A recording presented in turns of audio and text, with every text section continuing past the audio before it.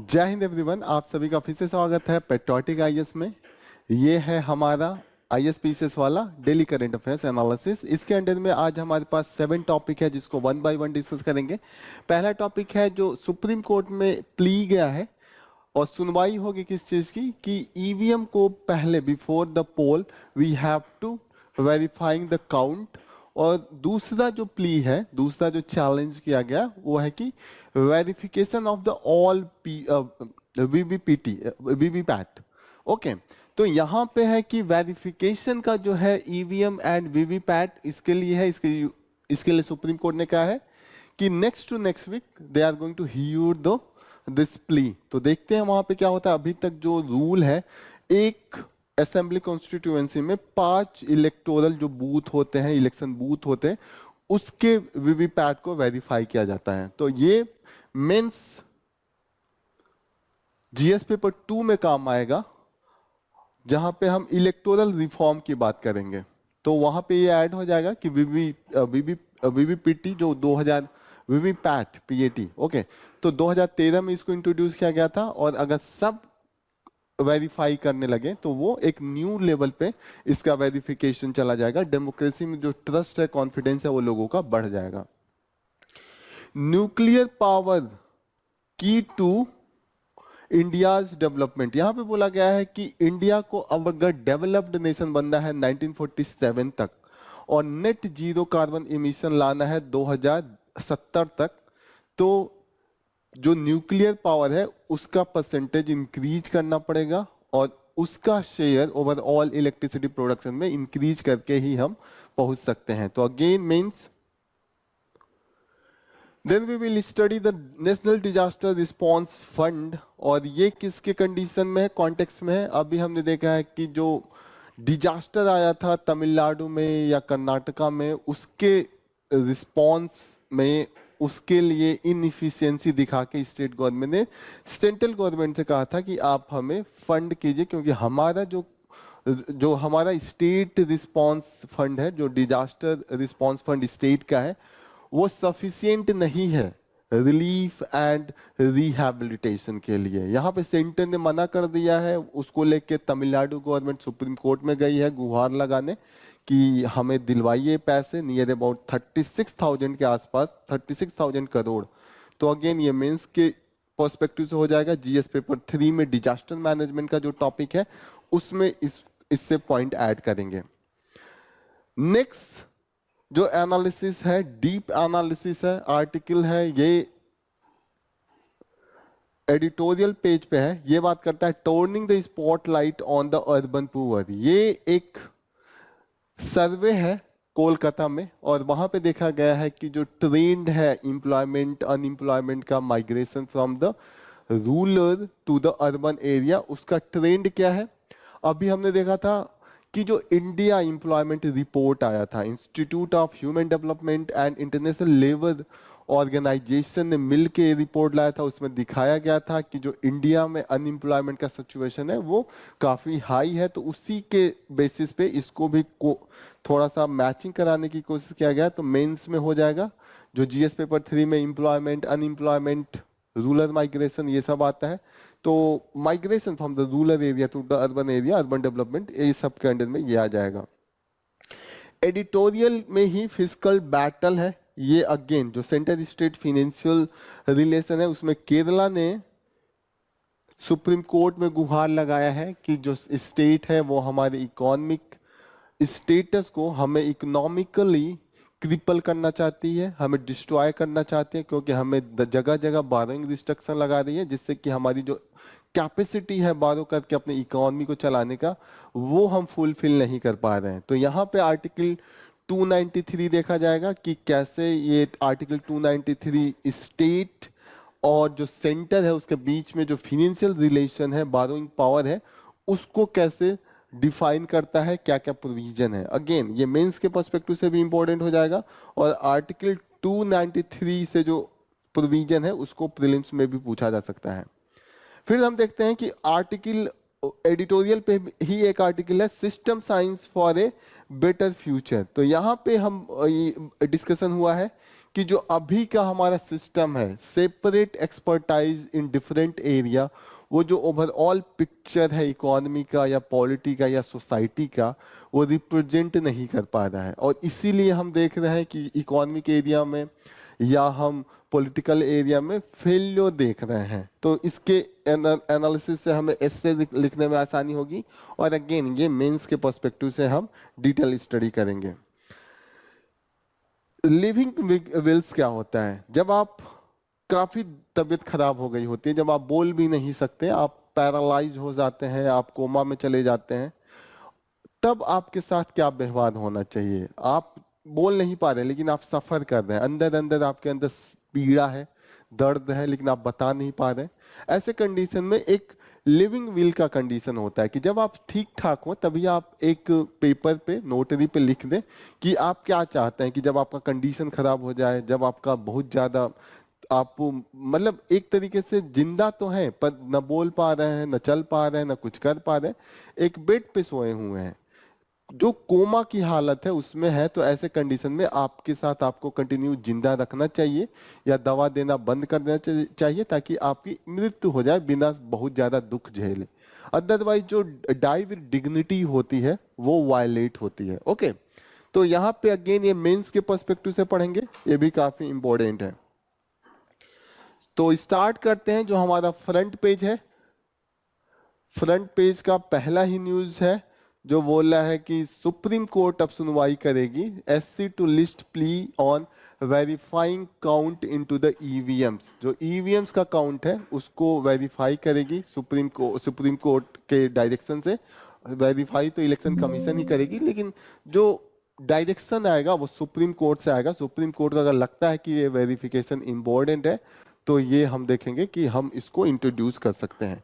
कहीं ना कहीं ये रिफॉर्म है, एक तरीके से ऑलरेडी रिफॉर्म है। 2013 में जो वीवीपैट है वो पहले नहीं था। एक स्लिप होता है वीवीपैट, जब आप जाते हैं वोट देने और आप जब जिस पार्टी का बटन दबाते हैं तो उसी समय एक स्लिप निकल के आता है कि आपने जिस पार्टी को दिया है आपका वोट वहीं तो गया है। ऐसा तो नहीं किया करा कि आपने बटन किसी और का दबाया, कुछ पहले से ही प्रोग्राम्ड है, किसी और पार्टी को जा रहा है। तो ऐसा है कि ये वेरीफाई भी किया जाता है। अगर एक असेंबली कॉन्स्टिट्यूएंसी है उसमें अगर 100 से ज्यादा असेंबली है, लेकिन उसमें 5 रैंडम इलेक्टोरल बूथ को सेलेक्ट किया जाता है और उसमें वेरीफाई किया जाता है। डिमांड अभी आ रहा है कि 100% आप वेरीफाई कीजिए। अगर आप 100 में 5 को करते हैं या 100 में आप सिर्फ 10 को भी करते हैं, लेकिन कहीं ना कहीं अगर 90 में मैनिपुलेशन हो जाए तो अगर 100% करेंगे तभी जाके फुल कॉन्फिडेंस जो वोटर का है वो आ पाएगा। ओके, तो directive to the election commission की बात आ रही है कि सुप्रीम कोर्ट इलेक्शन कमीशन से बोलेगा कि 100% कीजिए। 2013 का जो Subramanian Swamy versus election commission of India का केस था, उसमें सुप्रीम कोर्ट ने कहा था कि ट्रांसपेरेंसी बहुत जरूरी है और ट्रांसपेरेंसी से ही जो इलेक्टोरल डेमोक्रेसी है उसकी जो हम वैलिडिटी है, लेजिटिमेसी है, उसको कंटिन्यू रख पाते हैं। ओके, तो ये आप देखिए यहाँ पे बोला गया है। फिर ये बोला जा रहा है, कोर्ट ने बोला है कि paper trail was an indispensable requirement of the free and fair election. जो वीवीपैट है वो इंडिस्पेंसेबल है फ्री एंड फेयर इलेक्शन के लिए। ओके,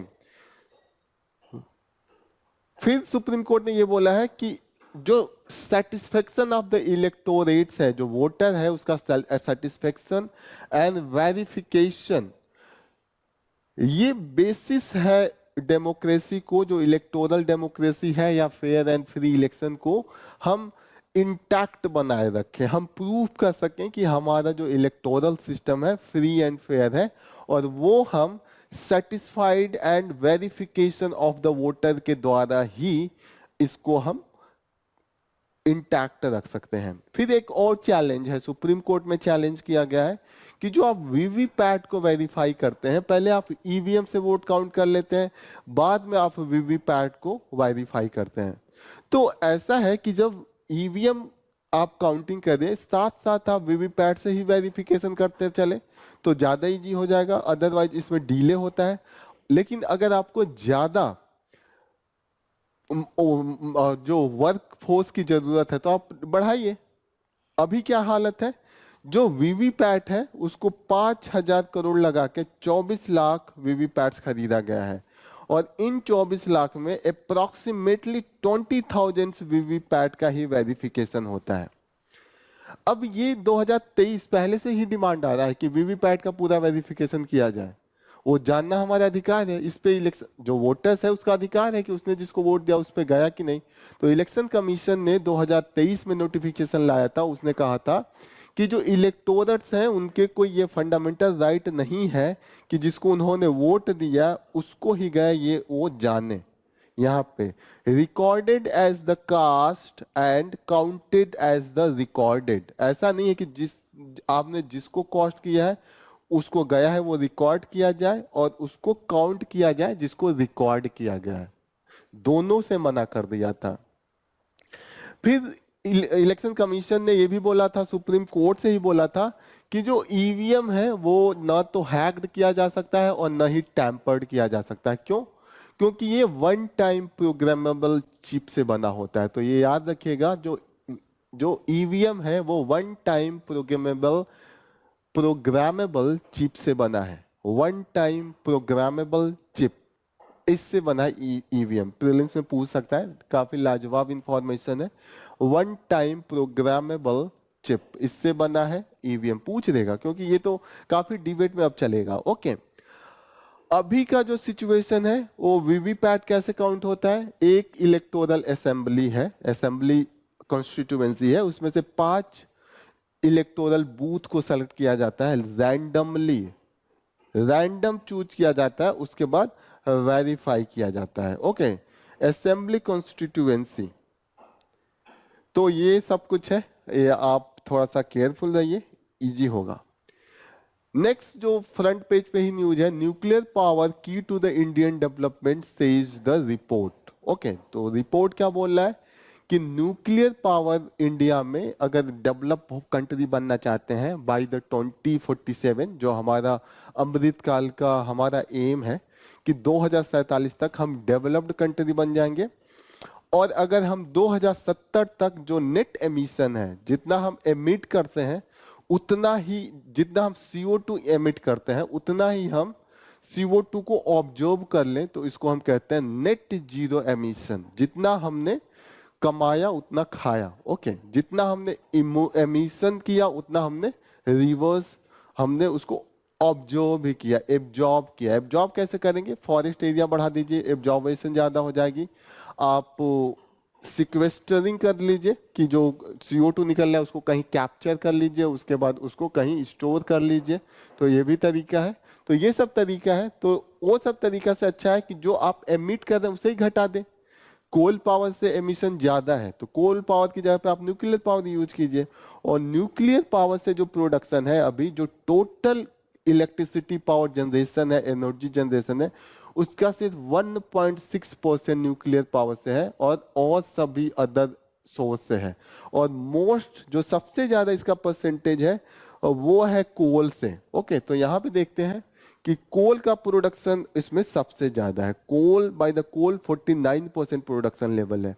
ओके, यहाँ पे दिया हुआ है 1.6% by the nuclear power and by the coal it is still 49%। और फ्यूचर में भी ऐसा नहीं है कि ये घटने वाला है, फ्यूचर में भी 49% जो कोल से है वो कंटिन्यू रहेगा। ओके, न्यूक्लियर पावर का दिक्कत ये है कि न्यूक्लियर पावर हम जनरेट नहीं कर सकते हैं। क्यों? क्योंकि हमें यूरेनियम चाहिए होता है और यूरेनियम हमें बाहर से इंपोर्ट कराना पड़ता है और यूरेनियम से एटम बम बनता है, इसीलिए जल्दी कोई भी कंट्री यूरेनियम बेचने को तैयार नहीं होती है, तो इसीलिए खरीदना मुश्किल है और इसीलिए न्यूक्लियर पावर से एनर्जी जनरेट करना मुश्किल है। दूसरी चीज है कि उसका विरोध भी बहुत होता है। न्यूक्लियर एनर्जी से माना जाता है कि रेडिएशन होता है, रेडिएशन से कैंसर हो सकता है या और भी डिजीज हो सकती है, और ऐसे डिजीज है जो बहुत फटल है, डेथ हो सकता है, तो ऐसे केस में इसका विरोध भी चलता है। तीसरा चीज ये है कि जो न्यूक्लियर एनर्जी का इनिशियल इन्वेस्टमेंट है, इनिशियल स्टेज पे उसमें पैसे काफी लगते हैं, तो वो भी हमारे पास नहीं होते हैं मैक्सिमम। अभी हम उसको कहीं ना कहीं हमारे पास उसकी कमी है, तो ये सब चीजें हैं, न्यूक्लियर एनर्जी को हम ज्यादा इस्तेमाल नहीं कर पा रहे हैं, ज्यादा नहीं बना पा रहे हैं। सोलर एनर्जी का अभी जो कंट्रीब्यूशन है 16% है, और जो कोल एनर्जी का है, कोल से प्रोड्यूस जो एनर्जी हो रहा है 49% है, क्योंकि कोल ऑलरेडी इसका हमने काफी इंडस्ट्री स्टेबलिश कर रखा है। कोल पावर का, कोल एनर्जी का ऑलरेडी हमारे पास माइंस है, हमारे पास पावर प्लांट है जनरेट करने के लिए। तो धीरे धीरे इसको हम कम करेंगे, क्योंकि ऑलरेडी पैसा लगा है, इन्वेस्टमेंट किया, इतना तो पैसा है नहीं कि तुरंत हटा के इसको रिन्यूएबल एनर्जी में कर ले। रिन्यूएबल एनर्जी का भी एक लिमिट है। जब धूप बहुत तेज होगा तभी सोलर एनर्जी इफेक्टिव होगा। जब विंड काफी तेज स्पीड से बहेगा तभी वो विंड टरबाइन चलेगा और विंड एनर्जी प्रोड्यूस होगा। लेकिन कोल के लिए ये दिक्कत नहीं है। न्यूक्लियर एनर्जी में भी ये खासियत है, उसको भी अगर यूरेनियम मिल जाए तो उसको जो वेदर कंडीशन है उस पर डिपेंडेंसी नहीं है। लेकिन हमारे पास यूरेनियम मिल ही नहीं रहा। हमारे पास थोरियम है, थोरियम की टेक्नोलॉजी नहीं है। थोरियम में हमारे पास सबसे ज्यादा वर्ल्ड का रिसोर्स है। वर्ल्ड का अगर 1/3 रिसोर्स हमारे पास है थोरियम में। यूरेनियम में तो 1% भी नहीं है हमारे पास, रेयर है, बहुत कम है। ओके, लेकिन हम ये देख रहे हैं कि जो न्यूक्लियर पावर है उसको बढ़ाना पड़ेगा, और 2050 तक इसका जो शेयर आएगा वो 30% तक जाएगा, और ये 2030 तक 4% होगा, 1.6 अभी है। और हम देख रहे हैं जो सोलर पावर है वो घटेगा। सोलर पावर अभी ओवरऑल घटेगा, अभी तो 16% है, तो बढ़ के 30% होगा, और 30% से घट के ये आते आते 42% पे आ जाएगा सोलर पावर।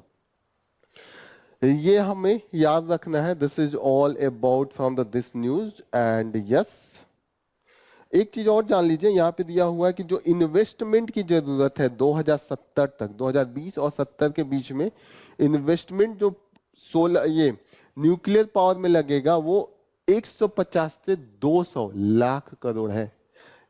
150 से 200 लाख करोड़। अभी इंडिया का जो बजट इस बार बना था नियर अबाउट 46 लाख करोड़, 46 लाख करोड़ था। तो जो हमारा बजट है उसका भी 4 गुना 5 गुना जब लगेगा तो हम फुलफिल कर पाएंगे। ये हमारा अभी सिनेरियो है, हमारा स्टेटस है। ओके, नेक्स्ट इंपॉर्टेंट न्यूज, ये बिल्डिंग दिख रही है और ये गिरी हुई है, और ये कहाँ का है? ताइवान का है। ताइवान में कल बहुत ही जोरों का अर्थक्वेक आया था। अर्थक्वेक का जो मैग्नीट्यूड था वो 7.4 मैग्नीट्यूड था, और यहाँ पे दिया है इतने मैग्नीट्यूड होने के बाद जो डेथ हुई है 9 पीपल हुए। कितने भी लोग मरे, दिस इज द सैड, दुखद है। लेकिन अगर कंपेयर कीजिए कि इंडिया के आसपास या इंडिया में ऐसा आया होता तो क्या हालत होती।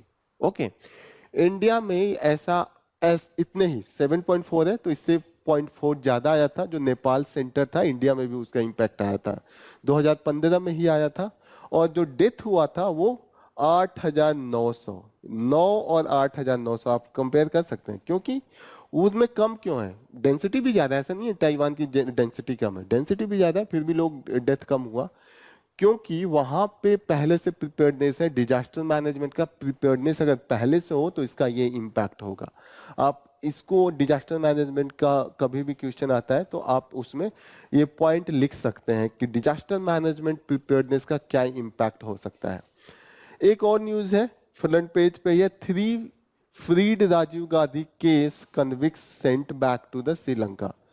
तो राजीव गांधी का जो असैसिनेशन हुआ था उसमें जो कन्विक्स थे उनमें से 3 को फ्री कर दिया गया और वो अब श्रीलंका भेज दिए गए। पहले जो है मुरुगन, उनको श्रीहरन के नाम से भी जाना जाता है, रॉबर्ट पयास है और जय कुमार है। इन तीनों लोगों का नाम आप याद रखिएगा, प्रीलिम्स में पूछ सकता है कि अभी रिलीज किया गया उनका नाम क्या है।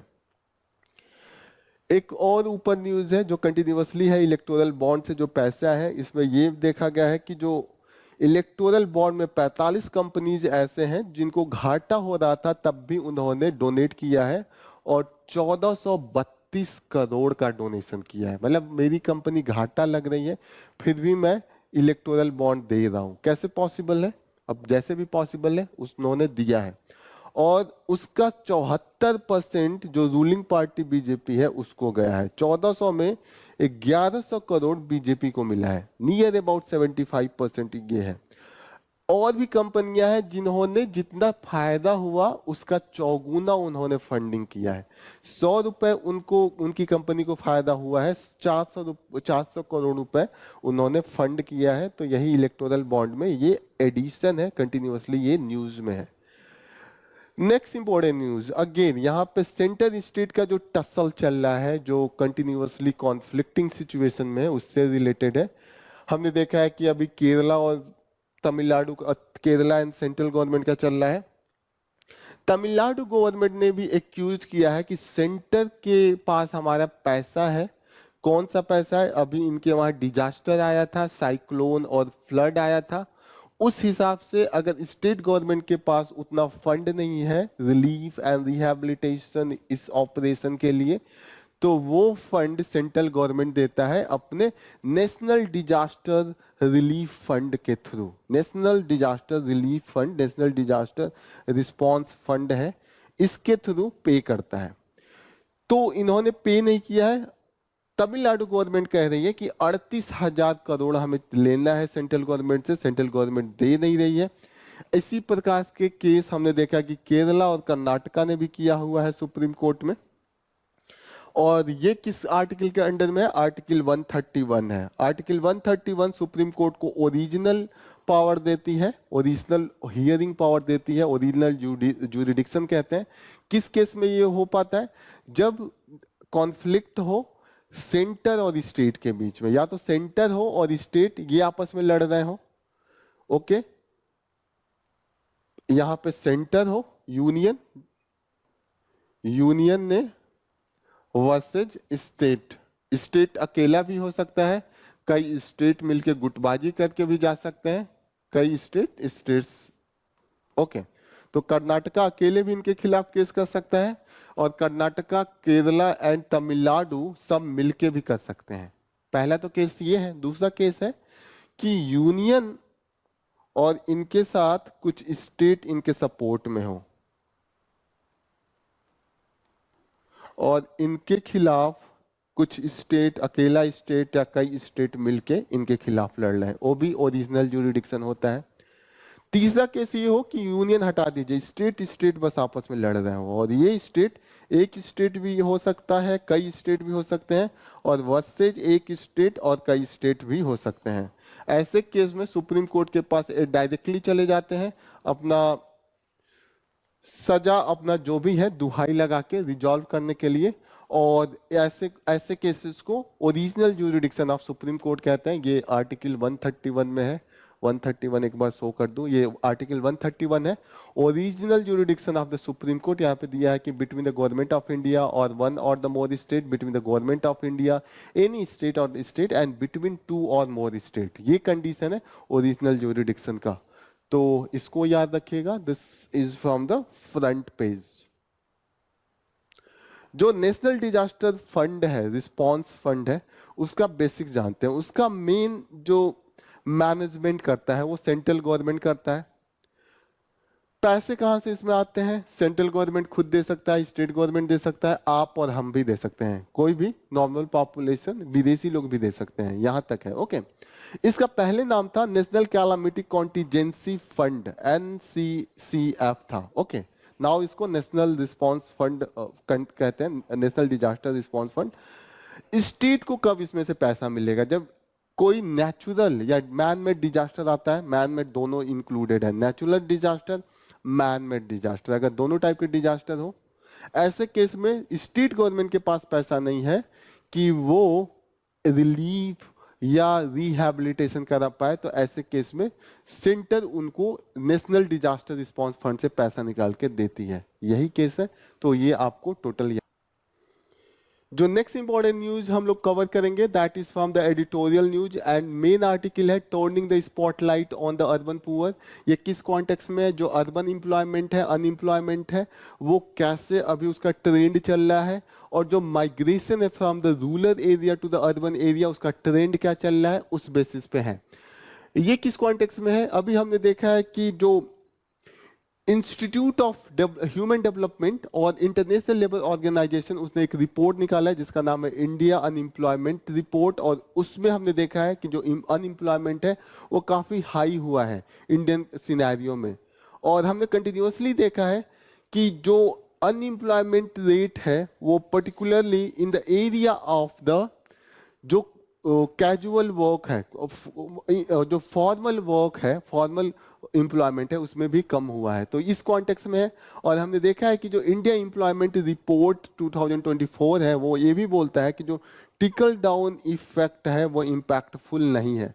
टिकल डाउन इफेक्ट क्या होता है कि आप किसी घड़े में अगर कंकड़ भर देते हैं और ऊपर से अगर आप पानी डालते हैं तो ऐसा माना जाता है वो पानी धीरे धीरे नीचे बॉटम तक जाएगा। यहाँ जैसे आपने कंकड़ इस ग्लास में डाला, पूरा भर दिया, अगर पानी आप यहाँ गिराते हैं तो सबको ये पानी मिलता जाएगा और ये लास्ट में यहाँ पानी पहुंच जाएगा। ये इसी को कहते हैं ट्रिकल डाउन, कि सबको मिलेगा। अगर ऊपर वाले को हमने दे दिया तो नीचे वाले तक वो पहुंच जाएगा। ऐसा माना जाता है ये ग्लास है, इसमें हम ऊपर से पानी गिरा रहे हैं, अब ये पानी इसमें जब भर जाएगा तो ये अपने नीचे से नीचे जाने देगा, फिर इसके नीचे जाने देगा। मानते हैं कि ये बहुत अमीर आदमी है, इसको पैसे ज्यादा आ गए तो वो फैक्ट्री खोलेगा कई। इस फैक्ट्री में ये फैक्ट्री धीरे धीरे लोगों को, वर्कर्स को जॉब देंगे, और जो वर्कर्स हैं वो मार्केट में जाके खरीदारी करेंगे। तो जैसे फार्मर्स हैं, जैसे और भी लोग हैं सेल्फ एम्प्लॉयड है, उनको पैसा मिलेगा। तो जमीन पे जितने लोग हैं सबको पैसे चले जाएंगे। ऐसा जो आइडियलिस्टिक प्रिंसिपल है टिकल डाउन इम्पैक्ट का ये है। लेकिन रियलिटी में क्या होता है, इस अमीर आदमी को हम पैसे देते हैं, instead of creating the job on the down, ये अपना ग्लास बढ़ाता जाता है, जो नीचे ही नहीं गिरने देता है। रियलिटी ये है, तो नीचे टिकल डाउन नहीं जा पाता। ये टिकल डाउन इफेक्ट आप जब कॉलोनियल पीरियड पढ़ेंगे, जब ब्रिटिश एजुकेशन सिस्टम पढ़ेंगे, उसमें भी ब्रिटिश सोच रहे थे कि जो अपर क्लास है, अपर कास्ट है, उसको एजुकेट कर देंगे। धीरे धीरे वो लोग नीचे जो कास्ट है, नीचे क्लास है, उसको पढ़ाएंगे, और आम जनता तक जो एकदम जमीनी जो सबसे नीचे है उनके पास भी एजुकेशन चला जाएगा। लेकिन हमने ऐसा नहीं देखा था उस समय भी। केवल जो अपर कास्ट है वो इंग्लिश स्पीकिंग बन गए थे, और वहां के बाद जो नीचे टिकल डाउन हुआ था वो नहीं हुआ था। उन्होंने मास एजुकेशन नहीं किया था। यही यहाँ पे भी हो रहा है। हम यहाँ पे इसी कॉन्टेक्स्ट में देख रहे हैं जो एवरेज ग्रोथ है इकोनॉमी का 5.4 रहा है, लेकिन ओवरऑल जो जॉब क्रिएशन है, जो ओवरऑल ग्रोथ है वो नहीं मिला है। ओके, दूसरी चीज ये हम देख रहे हैं कि डिस्पाइट अनएम्प्लॉयमेंट ज्यादा है अर्बन एरिया में, लेकिन इनकम भी ज्यादा है जो अर्बन एरिया है। तो एक थोड़ा सा डेविएशन है कि अनएम्प्लॉयमेंट रेट 4.8% है, रूरल एरिया में सिर्फ 1.5 है। लेकिन ये देखिएगा कि जो इनकम लेवल है वो इनका 76% higher than the self employed के केस में है, 44% हाइयर है रेगुलर एम्प्लॉय के केस में, 22% है कैजुअल लेबरर के केस में। ये हम कंपेयर कर रहे हैं रूरल एरिया में और अर्बन एरिया में। ओके, अब इस आर्टिकल में यही सब डिस्कस हो रहा है कि कैसे urban poverty and slums, all ये जितने भी फाइंडिंग्स है कि उसमें एम्प्लॉयमेंट का क्या रेशियो है, क्या ट्रेंड है, वो सब यहाँ पे डिस्कस हो रहा है। ओके, लेकिन एक और फाइंडिंग है कि डिस्पाइट इनकम हाई है, लेकिन जो माइग्रेशन अभी हो रहा था rural to the urban area वो कम हो गया है। Rural urban migration has slowed down, तो इसको भी याद रखिएगा।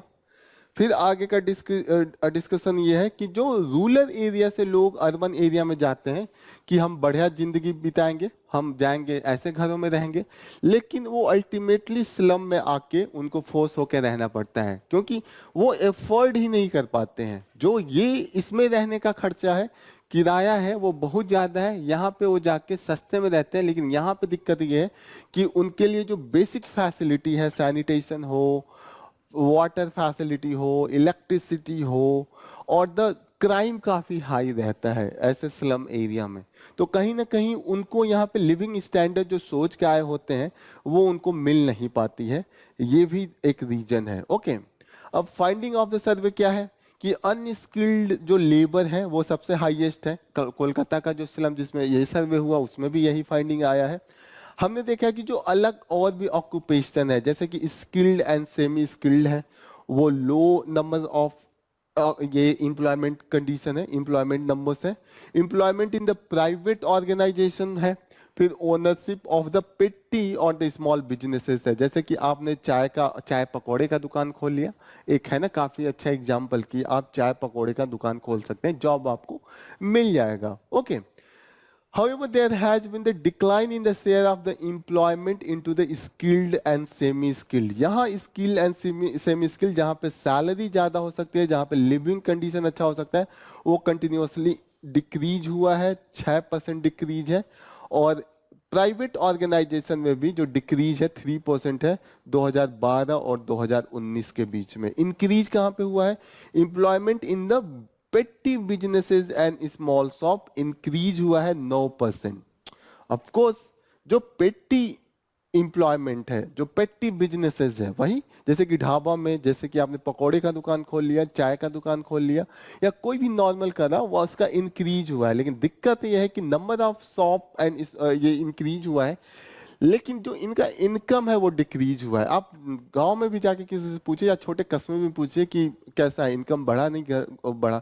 आप किसी जनरल स्टोर की दुकान पे जाके पूछिए, वो कहेंगे पहले तो दुकानें कम थी तो इनकम ज्यादा होता था, अब गांव गांव गली गली दुकानें खुल गई हैं तो इनकम कम हो गया है। तो एक कंडीशन इसका यही है कि जैसे कि आप कोई गांव है, यहाँ पे पहले 3 दुकानें थी, तो इनका बिक्री जो होता था वो ये बेच लेते थे 18,000। लेकिन दिक्कत ये है कि नंबर ऑफ शॉप्स अब यहाँ पे 3 की जगह पे 9 हो गए। अब 9 हो गए, जो इनका इनकम है वो अब घट के आ गया है 8 के। नंबर ऑफ शॉप्स इंक्रीज हो गए, तो लिविंग कंडीशन अगर इनकी जब सैलरी, इनका जब इनकम कम हो गया तो वो कम हो गया, ये हमने देखने को मिला है।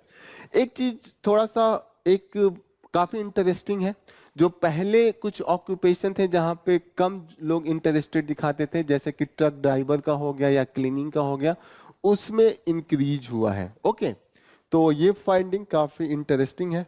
इनकम ट्रेंड क्या है? इनकम ट्रेंड अभी देखिए, जो कोलकाता स्लम में राइटर ने जिन्होंने ये सारा एनालिसिस किया है, इंद्रनील डे है, professor of institute and rural management, Anand में ये पढ़ाते हैं, वहाँ के प्रोफेसर हैं, उनका ये सब डेटा है, उन्होंने ही सर्वे किया कोलकाता में और उन्होंने ही ये सब लिखा है। ये सब मैं उन्हीं का बता रहा हूँ। ओके, उन्होंने लिखा है कि जो domestic servant and unskilled worker है वो कंसिस्टेंटली लोवेस्ट इनकम पे है। नॉर्मल सी चीज है, आप भी देखिएगा जो डोमेस्टिक वर्कर्स है, आप भी इनकाउंटर होते होंगे, उनकी जो सैलरी है, उनका जो लिविंग कंडीशन है, एम्प्लॉयमेंट कंडीशन है, सबसे ज्यादा वल्नरेबल है। ये स्थिति इस समय है। Okay, medium to the large shop owner also lost the real income by the 26%। Continuously जो रियल इनकम है वो कम हुआ है। रियल इनकम एट जो आपका जो दिखाने के लिए ग्रॉस इनकम होता है उसमें डिफरेंस होता है। रियल इनकम का मतलब कि आप जितना कमा पा रहे हो उससे आप खरीद कितना पा रहे हैं, आप जी कैसे रहे हैं। जैसे कि आप सोचे कि आप पहले कमाते थे 10,000 रुपए महीने के, और इस 10,000 में आप 10 केजी राइस खरीद लेते थे, राइस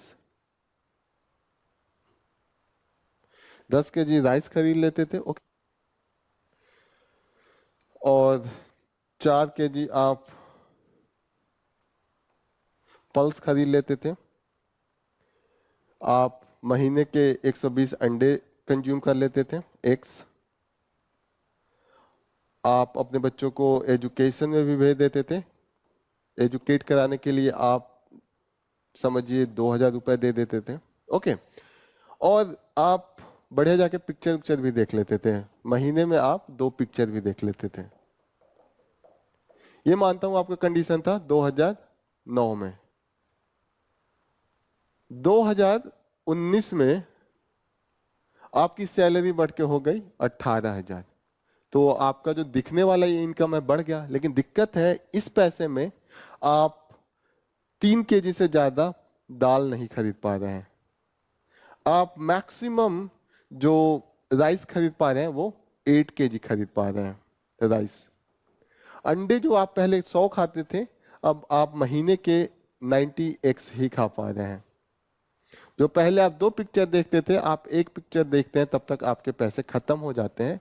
और जो आप एजुकेशन में 2000 खर्चा करते थे, आप उसमें से 1500 ही खर्च करने के बाद आपके पास नहीं हो रहे हैं। ओके, मतलब जो आप अमाउंट यहाँ लाते थे, ये मैं 2000 अमाउंट में लिख दिया, this should not be the into the amount. इसको कुछ एजुकेशन में हम बता सकते हैं कि 12 तक आप पढ़ा पाते थे, अभी आप 10 तक ही पढ़ाने में आपके खर्चे खत्म हो जा रहे हैं, क्योंकि ये एब्सोल्यूट वैल्यू में नहीं है, ये आपका जो परचेजिंग पावर है, आपकी जो power to do the things, जो बाइंग पावर है, उसमें ये होता है। ऐसे आपको दिखेगा ज्यादा है 18,000, लेकिन द रियलिटी में जो आपकी कैपेसिटी है वो कम हो जाती है। इसी को यहाँ पे इन्होंने कांस्टेंट प्राइस पे इन्होंने कहा है कि डिक्रीज किया है बाय द 5%। ओके, इनके सर्वे में ऐसा मिला है। Okay, so this is all about from the this news, and we have seen that there has been the similar trend of an increase into the share of the self-employed individual but a decline in the real monthly income यहाँ पे भी हुआ है। Okay, और सबसे बड़ी चीज है जो जेंडर कंपोजिशन है ऑक्यूपेशन में है, वो कंटिन्यूअसली 3% डिक्लाइन हुआ है। जो वीमेंस का पार्टिसिपेशन था लेबर फोर्स में, वो भी इन्होंने अपने सर्वे में डिक्लाइनिंग देखा है। Okay, rise of casual work, अगर राइज ऑफ कैजुअल वर्क है तो इसका मतलब आपका जो पहले सेफ्टी नेट था, जैसे कि आप अगर कैजुअल वर्क में नहीं है, आप फॉर्मल वर्क में है, तो आपके पास आपके महीने में छुट्टियां मिलती हैं, संडे हो या holiday on the different festival हो, या आपको आपका मेडिकल इंश्योरेंस होता है, जैसे आपको कुछ मेडिकली कुछ आपका एलिमेंट हो गया या कोई फैमिली में हेल्थ इश्यू आ गया, तो उसको अलग से पे किया जाता था। and different allowance, all that is not provided into the casual work. Okay, despite reduction in the income inequality, हमने देखा है कि income inequality जो है कम हुई है। ओके, तो जो income inequality कम हुई है, लेकिन ओवरऑल जो क्वालिटी ऑफ वर्क है एंड क्वालिटी ऑफ इनकम जो लोअर ग्रुप थे उनका नहीं बढ़ा है। जैसे 2 तरीका होता है इनइक्वालिटी कम करने का। एक है जैसे ये पहले था कि एक आदमी 10,000 रुपये कमाता था और एक आदमी 15,000 कमाता था, तो इनके बीच में इनइक्वालिटी कितना हुआ, 5,000 का इनइक्वालिटी हो गया। ओके, अब इसको इनइक्वालिटी कम करने का क्या तरीका है कि ये जो डिफरेंस है उसको कम कर दिया जाए। अब कम करने का एक तरीका है कि इसका इनकम ज्यादा हो जाए, पहले 10 था, ये अब 14,000 कमाए, तो इनइक्वालिटी घट के 1 हो जाएगा। दूसरा तरीका है कि ये अपना 10,000 पे ही कमा रहा है, इनका घट के 11,000 हो जाए, 15 से 11 के, तो इनइक्वालिटी अब भी 1 है। तो अभी हमने जो ट्रेंड देखा है, इनइक्वालिटी कम हुई है, लेकिन कम इसलिए नहीं हुई है कि जो नीचे लोअर स्टेज पे थे उनका इनकम वो बढ़ा है, लेकिन जो ओवरऑल इनकम लेवल है वही घट गया है। जो ऊपर लेवल पे कमाते थे उनका जो इनकम है वो कम हो गया है। Okay, so higher income in the urban area compared to the rural India doesn't necessarily translate to the better economic mobility and job quality for the urban poor, और यही रीजन है जो माइग्रेशन है रूरल टू द अर्बन वो कम हुआ है। This is all about from the this news. Next important news again from the editorial, और यहाँ पे जो टसल चल रहा है सेंटर स्टेट के बारे में उसी से रिलेटेड है। केरला गवर्नमेंट अभी फिर से सुप्रीम कोर्ट में गई है और केरला गवर्नमेंट कह रही है जो यूनियन गवर्नमेंट है वो उनके इकोनॉमी को क्रिपल डाउन करना चाहती है, उसको डिस्ट्रॉय करना चाहती है, फिनेंशियल एंड इकोनॉमिक इमरजेंसी का कंडीशन लाना चाहती है, और इसीलिए सेंट्रल गवर्नमेंट हमारी जो बारोइंग पावर की लिमिट है उसको रिस्ट्रिक्ट कर रही है, हमें बारो नहीं करने दे रही है।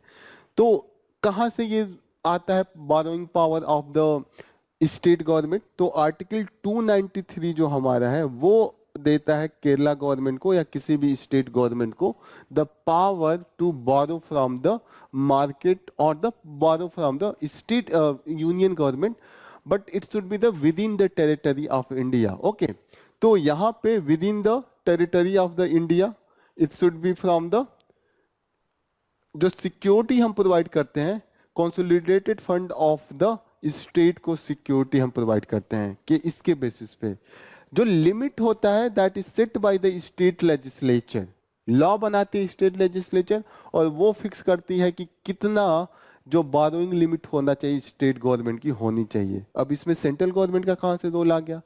यही आर्टिकल 293 कहती है कि अगर स्टेट जाता है यूनियन गवर्नमेंट के पास बारोइंग करने के लिए और जो यूनियन गवर्नमेंट उनको लोन देती है या गारंटी बनती है, अगर यूनियन गवर्नमेंट गारंटर बनेगी लोन लेने के लिए, तो वहां पे सिक्योरिटी जो दिया जाएगा वो कंसोलिडेटेड फंड ऑफ इंडिया का होगा, और जो लॉ सेंट्रल गवर्नमेंट और स्टेट गवर्नमेंट फॉलो करेगी वो पार्लियामेंट के द्वारा बना हुआ लॉ फॉलो करेगी। ओके। तीसरा कंडीशन ये है कि ऑलरेडी अगर सेंटर ने लोन दिया है, दोबारा पहुंच गया स्टेट की, फिर से लोन दो, तो ऐसे कंडीशन में जो स्टेट जो यूनियन गवर्नमेंट का है उसका कंसेंट लेना जरूरी है। अगर अगर ये यूनियन गवर्नमेंट के पास भी नहीं आती है, ऑलरेडी इन्होंने लोन लिया हुआ है यूनियन गवर्नमेंट से और वो किसी और से लोन लेने जा रही है, उस कंडीशन में भी यूनियन गवर्नमेंट का कंसेंट लेना रिक्वायर्ड हो जाएगा, और वो रिक्वायरमेंट जो होगा वो पार्लियामेंट के द्वारा जो लॉ बनाया गया रहेगा उसको फॉलो करेगा। एंड ऐसे कंडीशन में अगर कंसेंट दे देती है यूनियन गवर्नमेंट कि आप और बारो कर सकते हैं, हमारा उधारी बाद में देते रहिएगा, तो उस कंडीशन में सेंट्रल गवर्नमेंट कुछ कुछ जो कंडीशन है वो इंपोज कर सकती है स्टेट गवर्नमेंट का। यही आर्टिकल है जो इस पूरे मैटर को डिक्टेट कर रही है। अब सुप्रीम कोर्ट ने कहा कि ठीक है, अभी तो हम आपको तुरंत कुछ नहीं कहेंगे कि आपको कितना पैसा देना है, कितना है। हम जो आर्टिकल 293 के अंडर में जो सेंटर का पावर है कि किस तरीके का लिमिट इंपोज कर सकते हैं, उस पूरे को हम कॉन्स्टिट्यूशनल बेंच के द्वारा देखेंगे। अब कॉन्स्टिट्यूशनल बेंच क्या होता है? नॉर्मल आप जुडिशरी में जाएंगे तो एक जज साहब बैठे होंगे, वो आपको सजा सुनाएंगे या जो भी होंगे। लेकिन आप जब सुप्रीम कोर्ट में जाते हैं तो वहां एक बेंच बैठता है, 2 लोग 3 लोग जज जाते हैं ताकि ज्यादा से ज्यादा ओपिनियन लिया जा सके, ताकि ऐसा नहीं हो कि बायसनेस रिड्यूस किया जा सके। अगर अकेले किसी आदमी को डिसीजन लेना है तो वो आर्बिट्ररी डिसीजन ले सकता है, लेकिन 2-3 लोग बैठे हैं तो कुछ लोग विरोध में भी बोलेंगे। तो ऐसे में हम देखते हैं कि एक आदमी मॉडरेट हो जाता है, वो एक्सट्रीम कंडीशन पे नहीं जाता है, वो बायसनेस कम कर देता है। तो कॉन्स्टिट्यूशनल बेंच जो होता है वो 5 अगर जज बैठे हो और उसमें कॉन्स्टिट्यूशनल प्रोविजन को देखा जाए कि ये कॉन्स्टिट्यूशनल प्रोविजन क्या है, क्या कह रहा है, तो उसको कॉन्स्टिट्यूशनल बेंच कहते हैं। अब इंटरप्रिटेशन क्या होता है? लॉ ऑलरेडी लिखा है, तो चीजें हैं जैसे कि एक टीचर होता है वो समझाता है स्टूडेंट को, ऐसे ही जुडिशरी का काम है। लॉ लिखा है कॉन्स्टिट्यूशन में या लॉ बुक में, उसको जुडिशरी पढ़ेगा, समझेगा और फिर उनको बताएगा इसका मतलब ये है। जैसे यहाँ पे तो जो यहाँ पे इंटरप्रिटेशन होगा वो ये इंटरप्रिटेशन होगा कि कितना पावर है सेंट्रल गवर्नमेंट का डिक्टेट करने के लिए, ये बताने के लिए कि कितना स्टेट बोरो कर सकता है। दूसरा जो एक और मैटर चल रहा है जो केरला गवर्नमेंट ने बोला है कि जो यूनियन गवर्नमेंट है वो जो स्टेट ओन्ड इंटरप्राइज है, जैसे स्टेट पीएसयूज होते हैं, स्टेट की जो कंपनियां सरकारी कंपनी होती है, उसने क्या बारो किया है, उसके ऊपर क्या कर्ज है, उसको यूनियन गवर्नमेंट जो स्टेट की बारोइंग लायबिलिटी है, सीलिंग है, उसमें ऐड करके देख रही है। फॉर एग्जाम्पल जैसे जो स्टेट का जो कोर फंक्शन है उसका जो मेन जो अकाउंटिंग होता है वो कंसोलिडेटेड फंड ऑफ स्टेट से हो जाएगा, कंसोलिडेटेड फंड ऑफ स्टेट में जाएगा। और जो इसके अलग से बैंकिंग हो या इसकी कंपनियां हो उसका public account of the state में जाता है, अलग अलग अकाउंट होता है। जो नॉर्मल माना जाता है कि जो कंसोलिडेटेड फंड ऑफ स्टेट है ये स्टेट गवर्नमेंट का कोर फंक्शन को डिफाइन करता है, उसके यूज के लिए ये होगा। तो जो स्टेट है वो कह रहा है कि आप जो हम पे सीलिंग लगाए हैं वो इसको लेके सीलिंग लगाइए, अगर आपने 10,000 इसको किया है तो इसको ही 10,000 बोरो करने दीजिए। अगर इसने 4,000 बोरो किया और आप इसमें लाके 4,000 बोरो पहले ही जोड़ दे तो इसका घट के 6,000 हो जाएगा ना। 4,000 तो घटा दिया, ये तो अलग होना चाहिए ना, इसको आप इसमें क्यों ऐड कर रहे हैं? अब इसने मानिए 4,000 लिया हुआ है, 6,000 स्टेट गवर्नमेंट ने लिया, तो सेंटर कहेगा हो गया, आप तो लिमिट क्रॉस कर रहे हैं।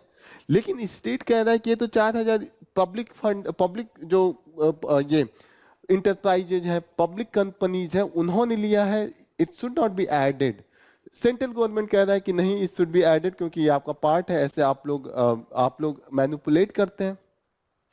तो इसको नेट बोरोइंग सीलिंग जो है उसमें addition of the state owned enterprise, ये भी एक मुद्दा है। ओके, यूनियन गवर्नमेंट ने 2018 में fiscal responsibility and budget management act जो है 2003 का है, उसको अमेंड किया था और यहाँ पे इन्होंने जो कैपिंग किया था जनरल गवर्नमेंट डेट जो होना चाहिए वो 60% ऑफ द जीडीपी होना चाहिए, स्टेट का जीडीपी। ओके, जैसे स्टेट का टोटल अगर आमदनी जो जीडीपी है, प्रोडक्शन है, वो 100 रुपए है, तो 60 रुपए ही बोरो कर सकती है, उससे ज्यादा नहीं कर सकती, ये कैपिंग है। इसको भी जो केरला गवर्नमेंट है वो इसको एक्सेप्ट नहीं कर रहा है। दिक्कत ये आ रही है कि स्टेट गवर्नमेंट का ऑलरेडी जो रिवेन्यू, जो टैक्सेशन पावर था जीएसटी के कारण कम हो गया है, मैक्सिमम जो कंबाइंड जीएसटी सिस्टम है उसको चला गया।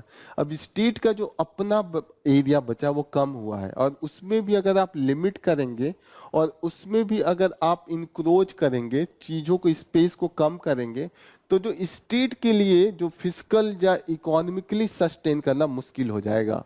ये कहने का मतलब ये है कि पहले ये रिवेन्यू का एरिया था, जीएसटी के कारण इतना एरिया ऑलरेडी चला गया है, जीएसटी ने ले लिया, अब इतना एरिया बचा है, इसमें भी आप अगर लिमिट लगा देंगे कि नहीं इतना ही कीजिए, इतना ही कीजिए, तो ये श्रिंक हो रहा है, और ऐसे में स्टेट का जो पावर है इकोनॉमिकली सस्टेन करने का वो कम हो जाएगा। दूसरी चीज ये है कि जो साउदर्न स्टेट है, केरला, कर्नाटका, तमिलनाडु, वो ये भी एक्यूज करते हैं कि जो अभी फिनेंस कमीशन का रिकमेंडेशन आ रहा है या जो यूनियन गवर्नमेंट का पॉलिसी है, जो डिस्ट्रीब्यूशन ऑफ रिवेन्यू है, वो भी बायस्ड है। अगर कोई सोशियो इकोनॉमिक इंडिकेटर्स में कोई स्टेट ग्रो कर रहा है, बढ़िया रिजल्ट देता है, तो उसको पेनलाइज किया जाता है। ऐसा कहा जाता है कि जो डिस्ट्रीब्यूशन है रिवेन्यू का, जो ऐसा बोल के दिया जाता है कि ये स्टेट में लिटरेसी कम है, हेल्थ इंडिकेटर्स कम है, लोग ज्यादा बीमार हैं, हॉस्पिटल्स कम है, तो उनको ज्यादा पैसा दिया जाता है, ये बोल के कि इनको अपना एजुकेशन बढ़ाने में ज्यादा खर्चे लगेंगे, इनको अपना हेल्थ सही करने में ज्यादा लगेंगे। लेकिन जो केरला गवर्नमेंट है या जो भी साउथ की स्टेट्स हैं, वो बोल रही है कि हमने ऑलरेडी पैसा लगा के ये इंडिकेटर्स अच्छा किया है, तो हमें और पैसे मिलने चाहिए क्योंकि हमारा परफॉर्मेंस अच्छा है। तो इनका कहना है, अगर आप ऐसे सीधी भाषा में, सिंपल भाषा में समझे, ये बोल रहे हैं कि आपने 100 रुपए दिया था, सेंटर ने 100 रुपए दिया, सेंटर ने 100 रुपए दिया स्टेट, डिफरेंट स्टेट को, मानिए केरला को दिया और यूपी को दिया, केरला को 100 रुपए दिया और यूपी को 100 रुपए दिया। केरला बोल रहा है कि हमें 100 में से जो 90 रुपए थे वो हमने एजुकेशन पे लगा दिए, हमने हेल्थ पे लगा दिया, हमने जितने भी पॉजिटिव इंडिकेटर्स थे, सोशल इंडिकेटर्स थे, उसमें लगाया। यहाँ पे जो पैसे लगे 100 में से 90 वो ऐसे चीजों पे लगे जो एजुकेशन, हेल्थ पे नहीं थे। मे भी इन्होंने स्टैचू बनवा दिया हो या कुछ ऐसा बनवाया हो जिससे इनका जो सोशल इंडिकेटर हो वो नहीं बढ़े, तो आप हमेशा इनको ज्यादा पैसे देंगे। तो ऐसे तो हुआ कि जो हम अच्छे काम कर रहे हैं हमें पेनलाइज किया जा रहा है। अगली बार आप 10 रुपए इन्होंने लगाया, इनका जो एजुकेशन है नहीं बढ़ा, कल को फिर आप इनको कम देंगे और इनको ज्यादा देंगे, तो ऐसे आप इनको इंसेंटिवाइज कर रहे हैं ना कि कम ही रखा जाए, एजुकेशन जो लेवल है कम रखा जाए, तभी तो पैसे ज्यादा मिलेंगे। हेल्थ का जो इंडिकेटर्स है कम ही रखा जाए, तभी हमें जो रिवेन्यू मिलेगा वो ज्यादा मिलेगा। ये एक्विजिशन साउदर्न स्टेट कर रहे हैं, और इसी बेसिस पे अभी जो डिवाइड देखा जा रहा है साउथ एंड नॉर्थ के बीच में, ये डिवाइड पे काफी डिस्कशन हुआ है, डिबेट हुआ है। यूपीएससी ने भी क्वेश्चन पूछा है 2021 में, how have the recommendation of 14 finance commission of India enabled state to improve their physical position. Okay, तो यहाँ पे है कि जो 14th फाइनेंस कमीशन का रिकमेंडेशन है वो स्टेट्स जो है उनको कैसे उनका जो फिजिकल पोजीशन था उसको इंप्रूव करने में मदद किया है। अब आप इसका आंसर क्या लिखेंगे? पहला इंट्रोडक्शन ये होना चाहिए कि फाइनेंस कमीशन का जो बेसिक्स है कि आर्टिकल 280 के द्वारा इसको किया जाता है, 5 साल में किया जाता है, रिकमेंड करता है डिफरेंट एरिया में, जैसे कि कैसे रिवेन्यू इंप्रूव करें, कैसे अपना फिजिकल हेल्थ को अच्छा करें, कैसे अपना एक्सपेंडिचर एंड डेप्ट को मैनेज करें, ये सब वो बताता है। ठीक है, फिर हम की रिकमेंडेशन ऑफ द 14 कमीशन को लाएंगे। उन्होंने बढ़ा के 32 से 42% शेयरिंग कर दिया था from the centre to the state. जो ग्रांट इन एड है उसके लिए भी उसने रेशनलाइज ग्रांट की बात की थी। जो सेंट्रली स्पॉन्सर्ड स्कीम है उसमें भी जो स्टेट्स हैं उनको फ्लेक्सिबिलिटी दिया गया था। ये सब आपके हो जाएंगे। फिर कैसे इन्होंने इनहेंस किया था, इंप्रूव किया था स्टेट का फिजिकल पोजीशन, जैसे कि रेवेन्यू अब ज्यादा हो गया तो ज्यादा उनकी जो क्षमता होगी, ऑटोनोमी होगी डिसीजन लेने का कि किस एरिया में ज्यादा मैं एक्सपेंड करूं, ये भी ज्यादा हो जाएगा। सेंट्रल स्पॉन्सर्ड जो स्कीम है उसमें भी अगर थोड़ा सा फ्लेक्सिबिलिटी दिया गया तो स्टेट को ज्यादा से ज्यादा अपने अनुसार, जैसे केरला का अलग नीड हो सकता है, मध्य प्रदेश का अलग नीड हो सकता है, कश्मीर का अलग नीड हो सकता है, मणिपुर का अलग नीड हो सकता है। अगर आप जितना ऑटोनॉमी स्टेट को देते हैं उतनी फ्लेक्सिबिलिटी उनको मिलती है तो उतना इफेक्टिव इंप्लीमेंटेशन वो अपने नीड के अनुसार करते हैं। तो ये सब आप लिख सकते हैं। कंक्लूड इसको समराइज करके कर दीजिए, फिर थोड़े चैलेंज है उसको बता दीजिए।